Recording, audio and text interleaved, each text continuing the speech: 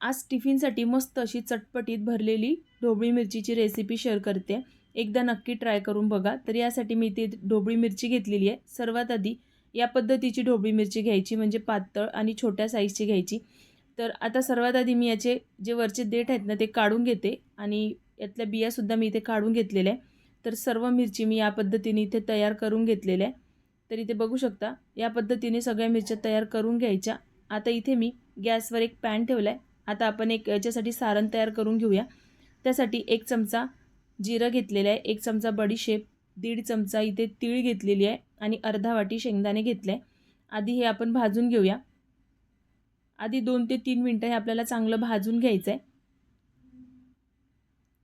तर बघा इथे या पद्धतीने भाजून झालं की इथे मी एक मोठा चमचा खोबऱ्याचा कीस घेतलेला आहे. तर मी इथे बारीक खोबऱ्याचा कीस घेतलेला आहे. तर खोबरा कीस काय असतं ना, आधी टाकला ना तर तो लवकर शेकतो आणि लवकर लाल येतो. म्हणून थोडंसं शेंगदाणे वगैरे शेकून झाल्यानंतर घालायचा आणि 2 ते 3 मिनिटं परत मी इथे भाजून घेतला. त्याच्यानंतर थंड झालं की आता आपण मिक्सरच्या भांड्यामध्ये घालून घेऊया. आता याच्यामध्ये थोडंसं आलं घातलं आहे, लसणाच्या कळ्या घातल्या आहेत, सोबतच हिरवी मिरची घालायची. आता आपल्याला हे मिक्सरला वाटून घ्यायचं आहे. खूप जास्त बारीक वाटायचं नाही, असं थोडं जाडसर ठेवायचं. तर बघा या पद्धतीने मी इथे हे करून घेतलेलं आहे. आता हे साईडला ठेवून घेऊया. आता त्याच पॅनमध्ये थोडंसं तेल घालायचं आहे. खूप जास्त नाही, अगदी थोडंसं तेल घातलं आहे.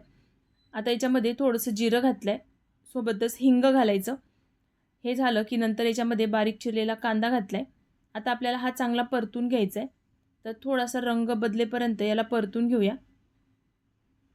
तर आता इथे बघू शकता या पद्धतीने कांदा परतून झाला आहे. आता याच्यामध्ये आपल्याला जे आपण वाटण तयार करून घेतलं होतं ना ते घालायचं आहे. आता याच्यासोबत काही सुके मसालेसुद्धा घालून घेऊ. तर इथे मी काश्मीरी लाल मिरची पावडर घेतला आहे, कारण आधीच आपण मिरची घातली आहे त्याच्यामुळे खूप जास्त तिखट होणार, म्हणून मी इथे कलरसाठी फक्त ही मिरची घातलेली आहे. सोबतच हळद पावडर, धने जिरे पावडर, गरम मसाला, आमचूर पावडर घातला आहे आणि मीठ घातलं आहे. आमचूर पावडर नसेल तर तुम्ही लिंबाचा रससुद्धा पिळून घेऊ शकता. तर त्याच्यामुळे मस्त अशी चटपटीत हे आपलं सारण तयार होते. तर बघा हे सारण तयार झालं आहे. बारीक चिरलेली कोथिंबीर घालायची. परत एकदा याला चांगलं असं मिक्स करून घ्यायचं आहे. आता हे सारण आहे ना तुम्ही कुठल्याही भाज्यांना वापरू शकता, म्हणजे भरलेली वांगी करू शकता, नाहीतर कुठल्याही सुक्या भाज्या आहेत ना त्याच्यामध्ये सुद्धा अप्रतिम लागते. तर आता आपण ज्या ढोबळ्या मिरच्या घेतल्या होत्या ना त्याच्यामध्ये हे सारण भरून घ्यायचं आहे. मस्त असं दाबून दाबून भरायचं. तर बघा या पद्धतीने सगळ्या मिरच्या मी इथे तयार करून घेते. तर इथे सर्व मिरच्या मी इथे तयार करून घेतलेल्या आहे. आता हे उरलेलं सारण आहे आपण नंतर भाजीमध्ये वापरणार आहे. आता कढईमध्ये 2 चमचे मी इथे तेल घातले. तेल गरम झालं की ज्या मिरच्या होत्या तयार करून ठेवलेल्या त्या अशाच घालून घ्यायच्या. आता याला तेलामध्ये आधी चांगलं मिक्स करून घेऊया. तर बघा या पद्धतीने सगळ्या बाजूने असं तेल लागलं पाहिजे, या पद्धतीने याला मी फिरवून घेतलेलं आहे. आता आपल्याला झाकून हे शिजवायचं आहे, म्हणजे ज्या मिरच्या आहेत ना त्या अशा मऊसूत झाल्या पाहिजे. तर मध्ये मध्ये मी इथे फिरवून घेतलं होतं. तर बघा या पद्धतीने सगळ्या बाजूने मी चांगलं इथे शेकून घेतलेलं आहे. रंग बघा किती छान आलेला आहे. तुम्ही एकदा या पद्धतीने नक्की ट्राय करून बघा. आता याच्यामध्ये आपण जे सारण उरलं होतं ना आपल्याकडे त्यातलं इथे मी 2 चमचे घेते. तुम्हाला वाटलं ना तुम्ही ते जास्तसुद्धा घेऊ शकता. आता परत एकदा याला मिक्स करून घ्यायचं आणि मस्त अशी चटपटीत आपली ही भरलेली ढोबळी मिरची तयार झाली आहे.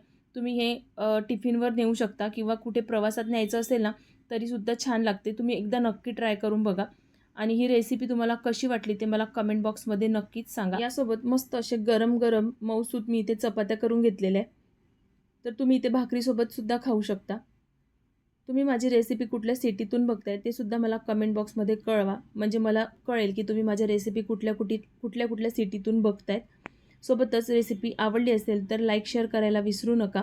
तुम्हाला मी हे तोडूनसुद्धा दाखवते, म्हणजे आतपर्यंत मस्त अशी मऊसूत आपली ही ढोबळी मिरची शिजलेली आहे. खायला अप्रतिम झाली आहे.